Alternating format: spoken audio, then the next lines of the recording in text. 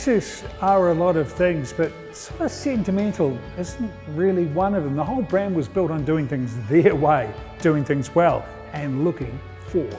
This car though, it's new, but it is also a blast from the past. But is it a blast to drive? Well, time to find out. So welcome to the garage. Subscribe to see the first drives of New Zealand's newest and best cars driven on New Zealand roads in New Zealand conditions.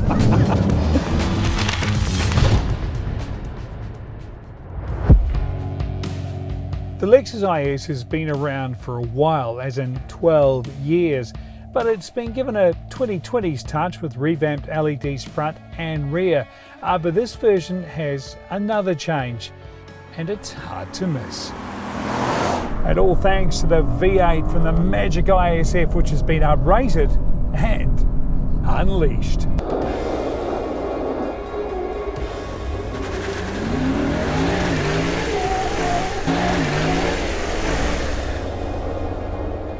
But despite all that, unlike the ISF, this isn't a skunkworks hard-edged car.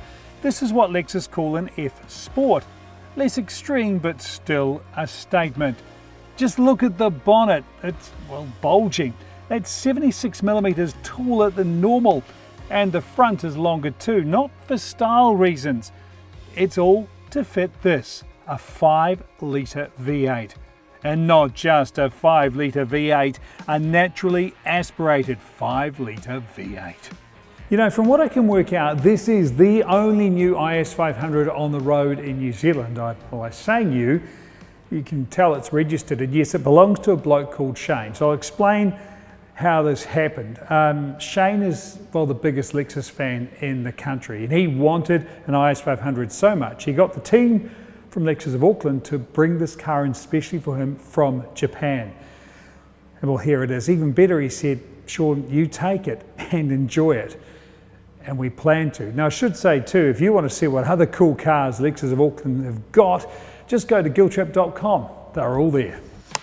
So how do you define the Lexus IS500? Well, you've got a 5-litre naturally aspirated V8 at the front, a rear-wheel drive, and this is a mid-sized sedan.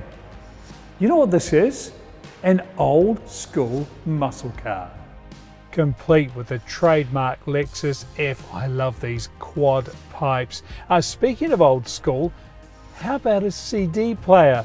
But this isn't all retro because this IS has been updated. It now comes with CarPlay and a touchscreen. Now it still has, and I've got to say it's a pet hate of mine, the Lexus touchpad. It's all a bit Nokia.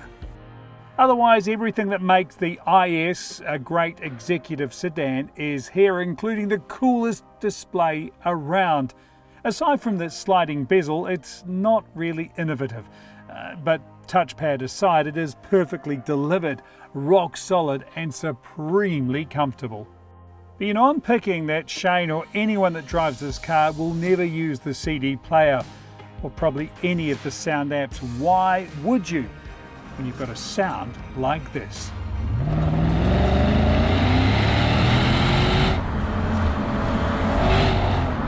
Just listen to it.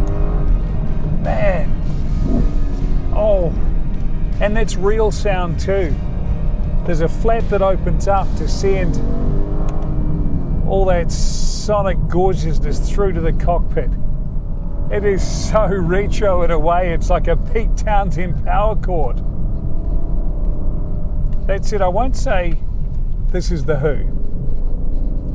It's more of a tribute band, you see, because for all that gloriousness, this is not as mad, as brutal as the ISF.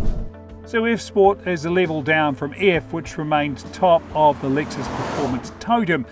You still though get uprated suspension, a limited slip diff and the V8, of course. So slightly less extreme than the ISF. There's no Brembo brakes, there's no launch control, there's no big weight reduction.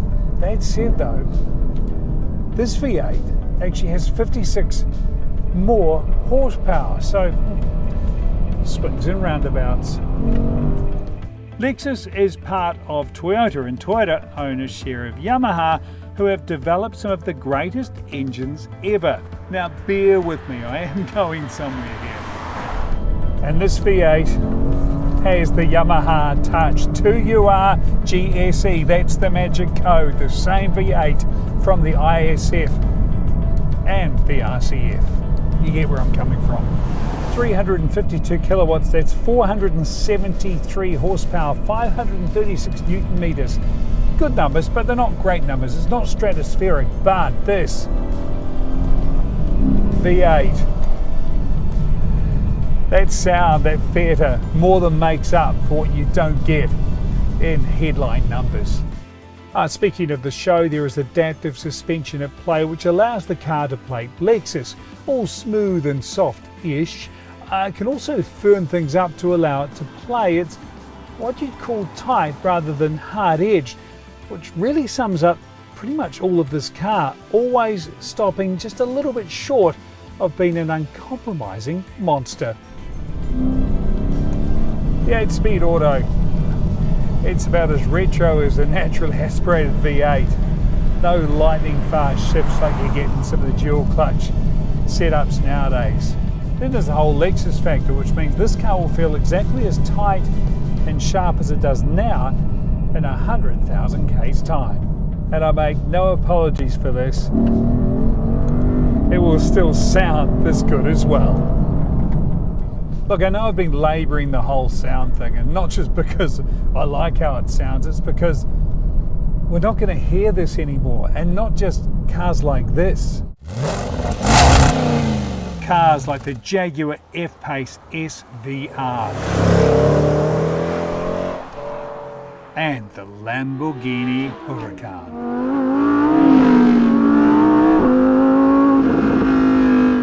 You know, but for all the noise, if I put this car back into normal mode as an automatic, it does subdue so beautifully. Well, it is a Lexus after all. But really, why would you? Listen to it.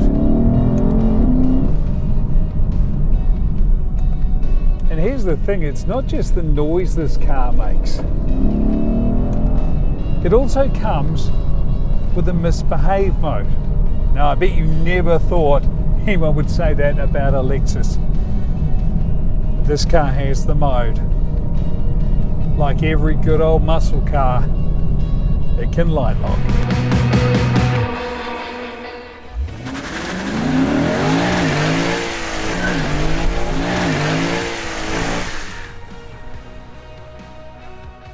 This show and more go, and the IS500 will hit 100 in 4.6 seconds.